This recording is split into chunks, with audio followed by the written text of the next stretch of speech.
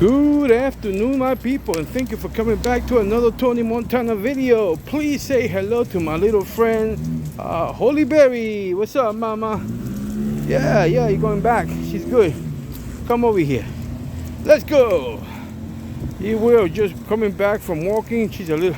We stopped it short because she got a little cut on her pad, so we're going back home before she aggravates that piece of the pad. So if you see her limping, it may be from that, or maybe if we pass through salt. I try to avoid the salt on the floor. And for those people that don't understand why salt, well, we've had days that there might be snow, or they call for snow. Some people threw out the snow, the salt to mitigate any ice on the floor. So anyway, today we are going to talk about 5 things you have to keep in mind before you bring in a new dog, new puppy into your household. Okay, the 5 things you have to either ask the person that's selling you the dog or the puppy, or try to find out somehow, some way. If you're getting it from a shelter, find things that you need to ask them. That way, it's part of is this dog going to fit my lifestyle type of thing. So we're going to address a couple of them. Obviously, I'm sure the longer we think about these type of things, the more things we. Hey, leave it. Damn. Sorry about that. A little pigeon should have moved apparently, but he didn't. Anyway, 5 things you need to keep in mind when you're getting a new dog. The first thing, obviously, if it's an older dog or a young puppy of a few months, the first question, or one of the first questions you should ask is, does the dog walk on a leash, and if the dog is leash reactive? Okay, keep that in mind. Does it walk on a leash? If so, is it leash reactive? If it's not properly trained or not completely trained, and what kind of reactions can the dog have while this? Excuse the sirens. Obviously, I live in the city, so a lot of cops doing their thing. A lot of cops going to new crimes or new things that need to take care of. Well, let me grab it like this. So, leash reactive things that you could have are things such as biting on the leash while you're walking them, or fighting the leash, fighting it, going against it, where you're pulling, they're pulling against it. And that you could, depending on how you have set up the collar, because if the collar is too loose, the dog is going to just slip through the collar and create a new situation, a better or worse situation. So you keep in mind, make sure that you have that in mind when you have the dog, so you don't have the surprise in the first moments of your first days or first weeks of you having it and losing the dog in the process of figuring things out that should have kept in mind, at least for grabbing the dog. Obviously, these things are depending on your experience with dogs. The more experience with dogs, the easier it will be to detect these type of issues if you don't get an answer from the person you get it. All right, so let's go to the second thing you have to keep in mind before and by the time you get a new dog into your household. Does the dog look for human direction, or does it ignore the people when they're when they're called? Obviously, you have 2 sides of the spectrum. You have the dogs that they may not know even their name, but because you're talking, they're listening. They literally look at you, look up, because obviously you're going to be told to them to look up and try to figure out what you're saying, or looking for hints, direction. Or if you kind of give them the hint direction, do they try to understand and do what they're telling them, even if when it's the first time? That's what I guess. Those are some beautiful things. When you have a dog like that is looking, begging for direction, beautiful thing that is. Beautiful thing that you can control sometimes and help them in training and living with humans. I've already had a video about the importance of teaching a dog to be social in a human environment. You know, it's important. People say, I don't get it, I don't need it. But well, worst case scenarios, and it does help the dog develop the brain. So it does help. So again, that natural way of a dog looking for direction can help you teach him a lot of things in terms of work, in terms of exercise, in terms of social behavior in the house. You know, so many things you could train him with that as your one of your tools. Okay, so that is another thing you need to keep in mind. Number 3, does it have any guardian or guarding instincts? Does it have any guarding instincts? Does it feel like, you know, naturally feels like is it a protective dog? You know, does it protect, you know, naturally try to protect the owner or family? You know, even puppies, you can start seeing that in a few months of age. You start seeing that showing up if you're paying attention. Obviously, again, all depends on your level of experience with the dog, with the breed that you're owning. Again, these things are for any breed of dog. I'm inclined to the American Pit-Bull Terrier. That is my cup of tea. You could have a German Shepherd, you could have any Bull Mastiff, any type of animal that it has comes from working lines. My dogs come from working lines, so they don't think, they don't act, they don't have the same necessities that a pet level dog has. You know, they require a lot more. So just to clarify. So anyway, so you need to make sure that if the dog you see has guarding tendencies towards your family, that you make sure that you socialize the dog so that it can have a bridge between his guarding instincts and what humans do with each other. Then if the dog didn't have those experiences, may seem like an attacking gesture, like a person coming to hug another person, or two kids coming around your child, you know, things like that, or many other things. I could do a video about so many things that your dog could misinterpret as an attack towards yourself, towards your wife, towards your grandma, towards your children, or towards your children's friends, from that guarding instinct that you saw, but did not shape, so the dog did not do wrong by it. So thank you, ma'am. I appreciate it. Oh yeah, no, she's not little, she's 4. She's just short. So anyways, that's another thing that you need to keep in mind. The guarding aspect, you have to ask, does it show?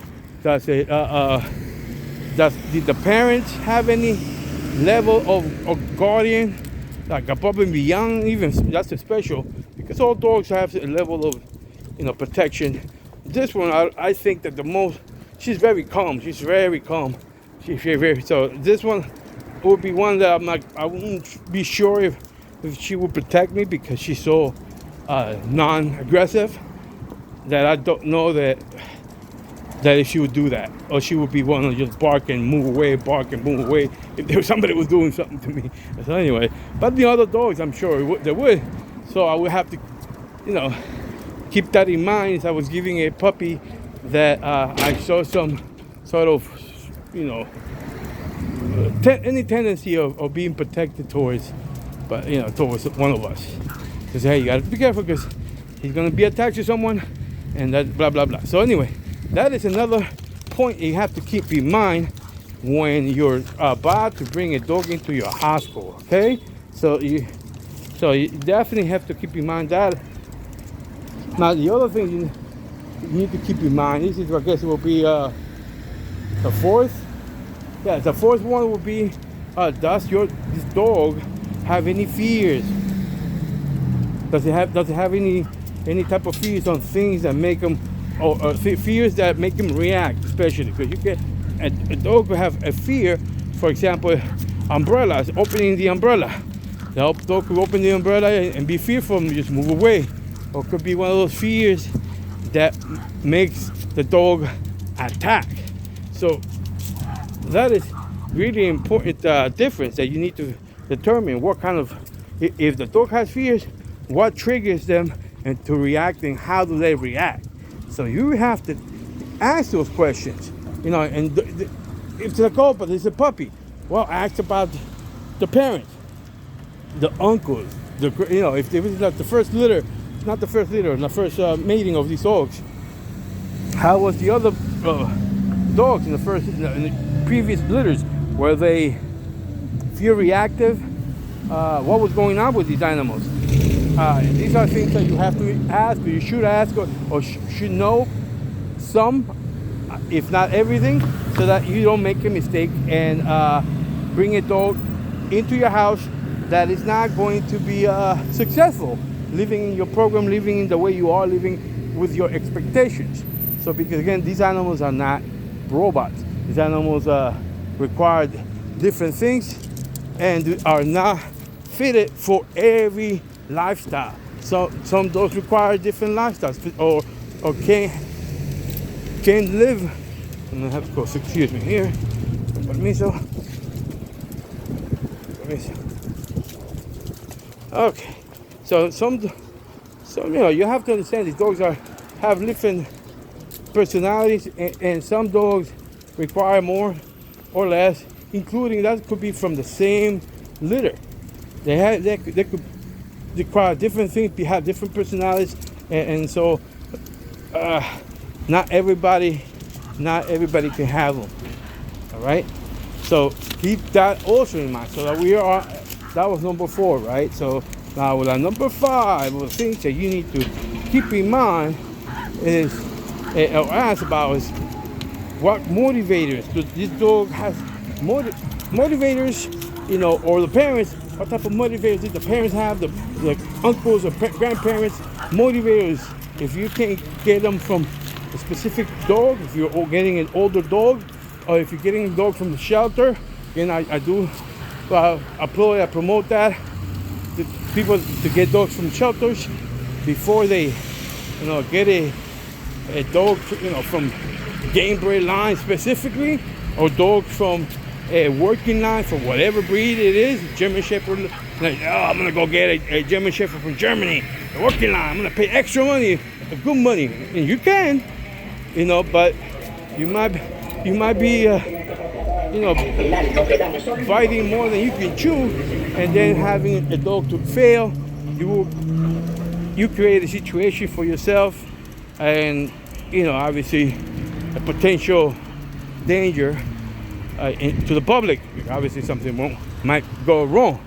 So you have to find out what kind of motivators that dog may have, or what motivates the parents to do different exercise, for example, what they love to do, because obviously the motivator is really the reward. For me, when I'm saying motivators, what rewards them, what is like a favorite thing for them to do type thing, and you use that as a reward. Excuse me.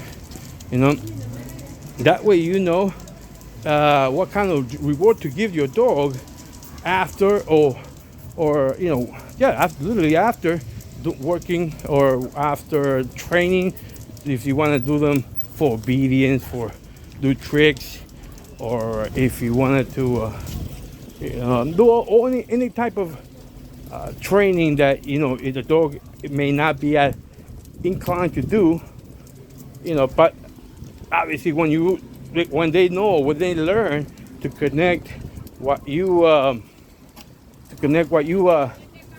you know, what you give them, and it's pleasurable, whatever favorite thing it is. It could be, give me a couple of examples of what kind of rewards their dog may find pleasurable. Come with me, son. One of the things is, you know, fetch. Play dogs. Some dogs love to play fetch. You know, that could be like they could play fetch forever. So if they connect, you working them, and then eventually after that work, they get to play fetch, and that is their favorite thing to do. They could collapse playing fetch. Then you have yourself a way of rewarding your dog for doing good things, for before going through the process of exercise or training or whatever. Okay, you could, like I joke around, you can make them train. You could train him to go get you some beer from the refrigerator and whatever. You know, that's not natural for the dog, but he'll do it because after that you're gonna play fetch with them. You know, what other things you could do that might be a motivator? Well, the dog may love to chew on things, may have a toy that he freaking loves to chew and destroy, so you have to continuously buy new toys. Well, don't leave it around for him. Make that one of those special rewards. That, all right, you know, after a little while, you of training, or every certain amount of time, boom, here you go. You could go and play with him and chew your toy or whatever. You know, even if you have smaller breeds, some dogs, I'm not going to specify smaller breeds. Some dogs, I'm going to say, some dogs, they enjoy to hump some teddy bear or something. Although we don't want them to release all their energy there. I'm just giving an example, like the ultimate reward after you've done everything. Here you go, use your teddy bear, little Chihuahua or whatever dog. You know, that could be it. Or it could be running. Some dogs just love to run. Let me run. You know, you can let them run for a while. You know, after a certain amount of training, and they could go run around and enjoy themselves. You know, and enjoy what they're doing. And all the things. Again, you're looking for ways to reward the dog, for them to do their max while they're doing what you want them to do. It could be another one. This is one I should not forget. The ultimate reward for a dog could be after a hard workout. If they know that after a hard workout, you're gonna go on the couch. The dog is going to be on the couch with you, head on your lap. You give him a nice rub down, you know, because the poor dog is sore. You're watching TV, you probably drinking whatever, and the dog is just getting a nice massage by laying on top of you. That could be the ultimate reward for them. You know, so everything needs to be in connection. You need to connect with that dog so for them to do their best. So let's think that way. Let's find a better way of doing things rather than doing the easy way for you, because the easy way for you may not be the best for your dog, your athletic dog. All right, so think about what I'm saying here. You know, and let me say, Holy Berry, come say hello. You come say bye-bye. See, she wants to be behind me. So anyway, this is Tony Montana. Until next time.